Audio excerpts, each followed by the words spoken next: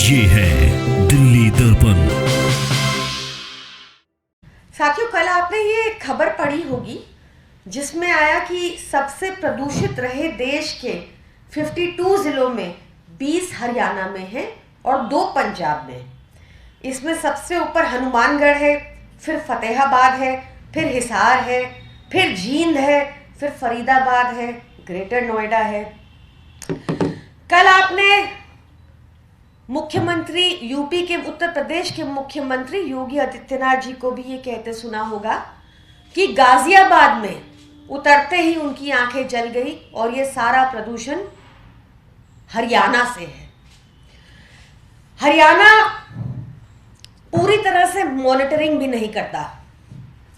हरियाणा का करीब 45,000 square kilometre total area है, जिसमें सिर्फ 29 जगह पर मॉनिटरिंग होती है। सिर्फ 29 जगह पे 44,000 स्क्वायर किलोमीटर में मॉनिटरिंग होती है। उसके ठीक विपरीत दिल्ली में एक पढ़ी लिखी सरकार है जो हर 37 किलोमीटर पर अप्रॉक्सीमेटली एक मॉनिटर है, और 40 मॉनिटर्स आज की डेट में दिल्ली में हैं, क्योंकि हम प्रॉब्लम्स को हेड ऑन लेने में विश्वास करते हैं ताकि समाधान निकाला जाए। कल आप सबने देखा होगा कि लोनी गाजियाबाद में, जहां की बात मुख्यमंत्री, उत्तर प्रदेश के मुख्यमंत्री ने कही, वहां के एक ऑफिसर के ऑफिस के आगे जहां पर AQI मॉनिटर लगा है, वहां पर लगातार वाटर कैनन यूज किया जा रहा था ताकि रीडिंग कम हो जाए। उसके बावजूद वहां की रीडिंग दिल्ली से हायर थी। साथ ही हमें पता है कि इस टाइम पे जो प्रदूषण है वो पराली से रिलेटेड है, और हमें ये पता है, डाटा ऐसा दिखाता है, आंकड़े दिखाते हैं कि पंजाब में बीते 1 साल में, जब से आम आदमी पार्टी की सरकार आई है, हमने प्रदूषण पे लगातार काम किया है, जिस वजह से पंजाब में पराली का प्रदूषण 50% से लेकर 67% की रिडक्शन तक अभी तक रिकॉर्ड किया गया है। हमने CAQM को कमिटमेंट भी दिया हुआ है कि हम 50% रिड्यूस करेंगे पोल्यूशन इस बार, और इस कमिटमेंट को हम करके दिखाएंगे। जैसे हमने दिल्ली में इस बार 200 गुड एयर डेज किए लगातार दिल्ली की जनता के और दिल्ली सरकार के प्रयासों से, वैसे ही हम पंजाब में प्रतिबद्ध हैं और लगातार काम करते रहेंगे। हरियाणा में कंपैरेटिवली इतने साल से खट्टर सरकार है। हरियाणा में कंपैरेटिवली सिर्फ 14 lakh hectares of land paddy cultivation में है, जबकि पंजाब में ये नंबर 31 लाख हेक्टेयर्स है।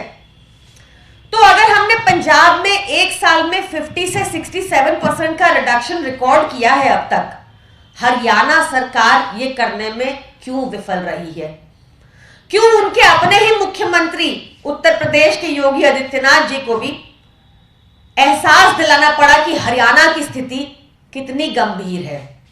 क्यों आज की डेट में 44,000 किलोमीटर एरिया ऑफ लैंड, जो टोटल हरियाणा का लैंड है 44,000 प्लस है, उसमें सिर्फ 29 मॉनिटर्स लगे हैं, और 29 में से भी 21 सिर्फ NCR से सटे हुए हैं। यह स्थिति है जहां पर रिकॉर्ड हो नहीं रहा, वहां की स्थिति सोचिए। इसके लिए हमें कोई एक्सपर्ट भी नहीं होना पड़ेगा कि पंजाब का एपिसेंटर पराली का यहां से 500 किलोमीटर दूर है और हरियाणा का करीब 129 किलोमीटर दूर है, और हवा स्टैग्नेंट हो चुकी है। तो इसके लिए बहुत विशेषज्ञ होने की भी जरूरत नहीं है टू अंडरस्टैंड कि कहां से पराली का प्रदूषण दिल्ली में आ रहा है।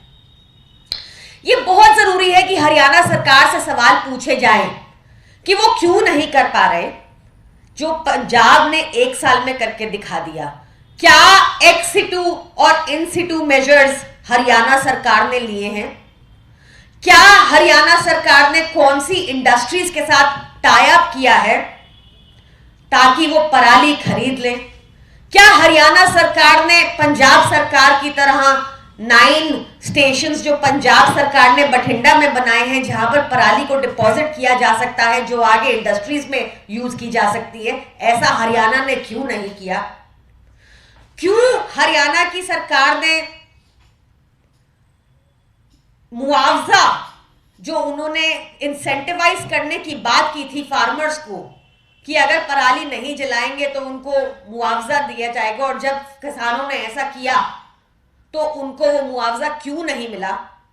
क्यों नहीं सवाल पूछा जाना चाहिए हरियाणा सरकार से कि आपको तो केंद्र से भी इतना पैसा मिलता है पराली को एड्रेस करने के लिए, पंजाब को नहीं मिलता, आपको इतना पैसा मिलता है, वो पैसा कहां गया?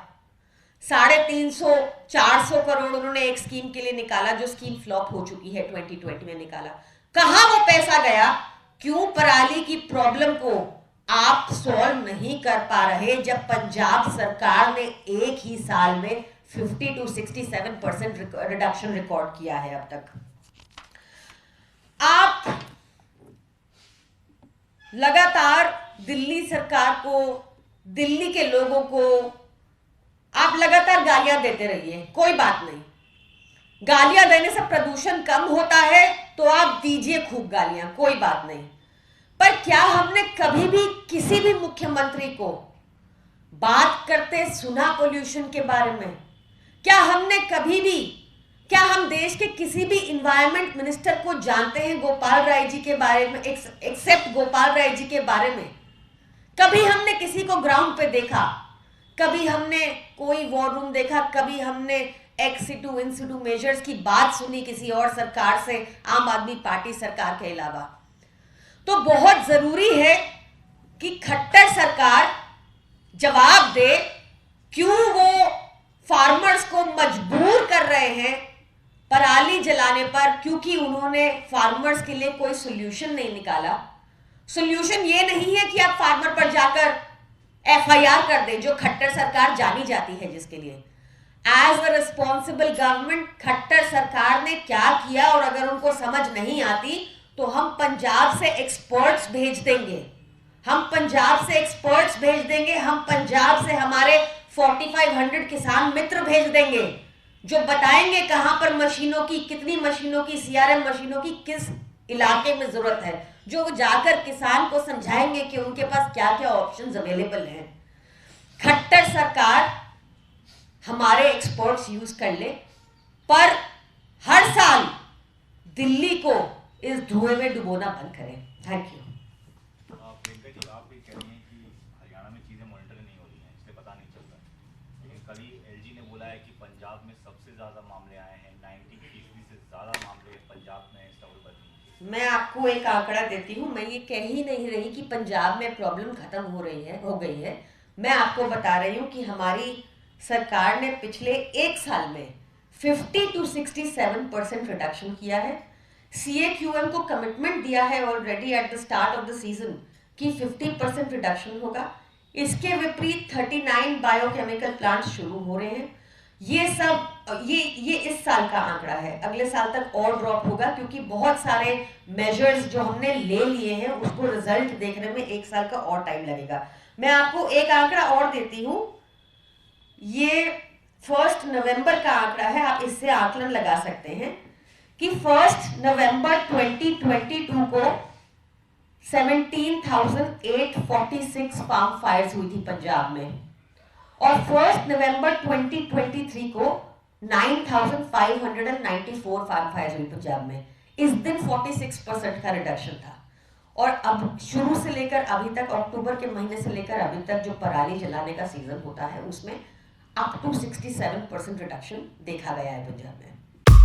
लेटेस्ट खबरों के लिए सब्सक्राइब करें हमारा YouTube चैनल या फिर लॉग ऑन करें www.delhidarpantv.com। खबरों की कवरेज और विज्ञापनों के लिए संपर्क करें।